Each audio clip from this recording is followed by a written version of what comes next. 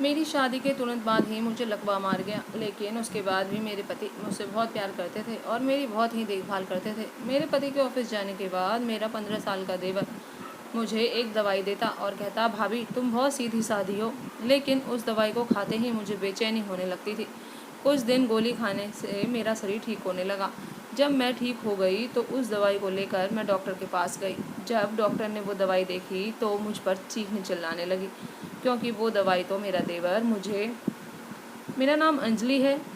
हम 3 भाई बहन थे और मैं अपने भाइयों से छोटी थी।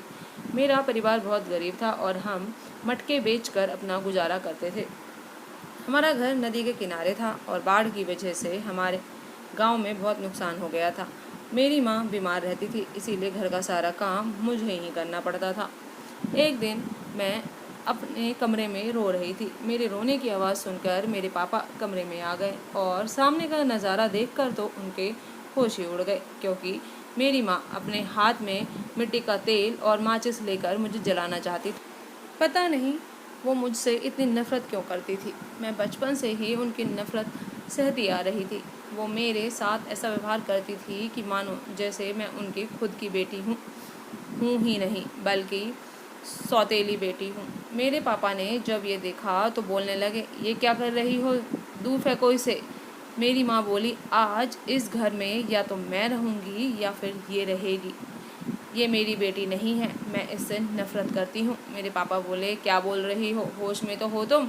मेरे पापा मुझे बहुत प्यार करते थे। वो मुझे अपने साथ बाहर लेकर आ गया। थोड़ी देर बाद फिर वो माँ से बोलने लगे, एक तो हम लोग पहले ही बाढ़ की वजह से इतने परेशान हैं और एक तुम हो कि मरने मारने पर कर आ गई हो।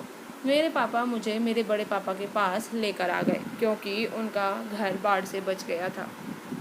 अगले दिन मैं अपने घर वापस आई थी, अपना बचा खुचा सामान बड़े पापा के घर ले जाने के लिए, और मेरे पापा घर पर ही नहीं थे।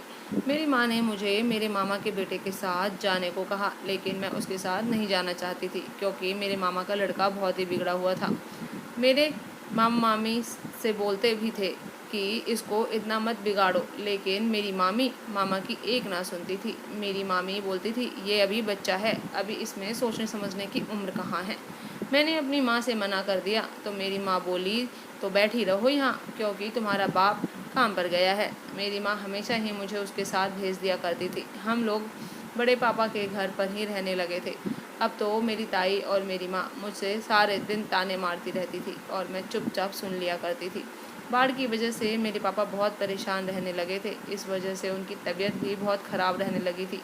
फिर एक दिन सुबह मेरे पापा की मौत हो गई और मेरे सिर पर से दुख का पहाड़ टूट गया, क्योंकि मेरे सिर से बाप का साया भी छिन गया था। मैं सदमे में चली गई थी। मेरी माँ पहले से ही बीमार रहती थी और अब उन्होंने मेरे पापा की मौत का इल्ज़ाम भी मेरे सर पर ही डाल दिया था। मेरी माँ मुझसे कहती थी कि मैं अपने बाप को खा गई, मैं मनहूस हूँ। ये सब रोज़ का हो गया। मेरी माँ मुझे हमेशा ही ताने देती रहती और दिन यूं ही गुजर रहे थे। एक दिन मेरी मौसी हमारे घर आई। मेरी माँ और मेरी मौसी कमरे में दरवाज़ा बंद करके बातें कर रहे थे और मैं बाहर दरवाजे पर कान लगाकर उनकी बातें सुन रही थी।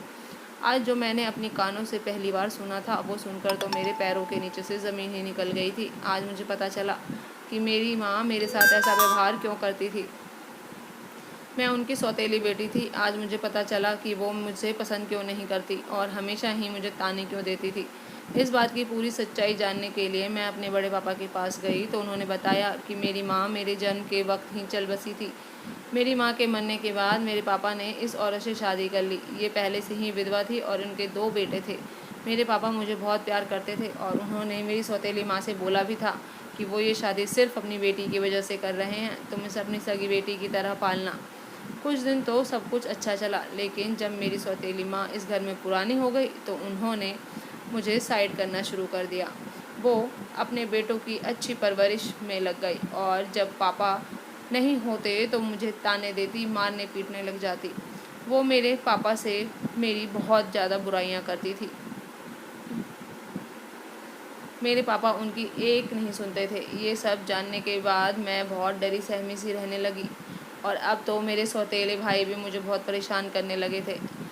अब मुझे समझ नहीं आ रहा था कि मैं अपनी परेशानी किसे बताऊं। एक दिन अचानक से मेरे सौतेले भाइयों ने मुझे घर से बाहर निकाल दिया और बाहर सड़क पर बैठी रो रही थी।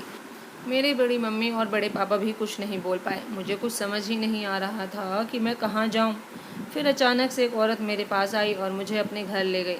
उनके घर में उनका जवान बेटा था। वो मुझसे कहने लगी, बेटी तुम मेरे बेटे से शादी कर लो। मैं बहुत मजबूर थी, इसीलिए मैंने शादी के लिए हाँ कर दी और मेरी शादी हो गई। लेकिन मेरी किस्मत इतनी ख़राब थी कि मेरी शादी के कुछ दिन बाद ही मुझे लकवा मार गया। जब ये खबर मेरे सौतेले भाइयों को मिली तो उन्होंने मेरा बहुत मजाक बनाया और बोले, इसको हमारी माँ का दिल दुखाने की सज़ा मिली है।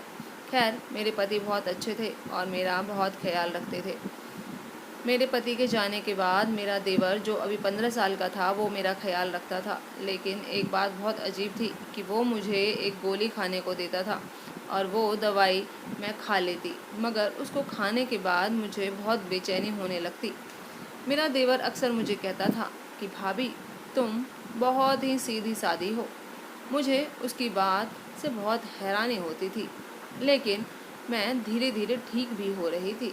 जब मैं पूरी तरह से ठीक हो गई तो मैंने उस दवाई का जांच कराने की सोची।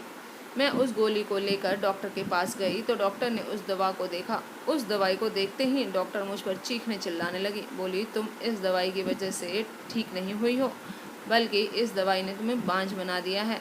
जब मैं घर पहुंची तो मेरी सास ने मुझ पर इल्ज़ाम लगा दिया कि मैं उनके छोटे बेटे पर डोरी डाल रही हूँ। मेरे पति भी अपनी माँ और भाई के साथ शामिल हो गए। मैंने अपने देवर से बहुत मिन्नतें की कि वो सबको सच बता दे, लेकिन वो चुप खड़ा रहा। उसने अपना मुंह नहीं खोला और मेरे पति ने मुझे तलाक देकर घर से बाहर निकाल दिया। एक बार फिर से मैं सड़क पर आ गई थी। मैं बहुत देर तक रोने के बाद बड़े पापा के घर आ गई और उनके सामने गिड़गिड़ाने लगी तो उन्होंने मुझे अपने घर में रख लिया और कुछ दिनों के बाद मेरी शादी करवा दी। मेरी दूसरी शादी में भी मेरे पति बीमार पड़ गए और बहुत इलाज के बाद भी वो ठीक नहीं हुए तो मैंने झाड़ फूँक वाले को बुलाया तो पता चला कि इनके ऊपर किसी भूत प्रेत का साया है, जिससे इस लड़की के साथ भेजा गया है। अब मेरे पति ठीक होने लगे थे और बाद में हमें पता चला कि ये सब मेरी सौतेली माँ का किया धरा है। तो मेरे बड़े पापा ने पुलिस को बुलाकर मेरी सौतेली माँ और उनके बेटों को पुलिस के हवाले कर दिया। मैंने और मेरे बड़े पापा ने उस झाड़ फूँक वाले की बहुत मिन्नती की तो उसने मुझे एक तावीज़ बनाकर मेरे पति के लिए दे दी। अब मेरे पति बिल्कुल ठीक हो गए हैं और अब हम दोनों हंसी खुशी रहते हैं। तो दोस्तों, आज की कहानी आपको कैसी लगी ज़रूर बताइएगा। चैनल पे अगर न्यू है तो सब्सक्राइब जरूर कर लीजिएगा। पुराने हैं तो कहानी पूरी सुनने के लिए धन्यवाद। फिर मिलती हूँ आपको एक नई कहानी के साथ। Bye bye.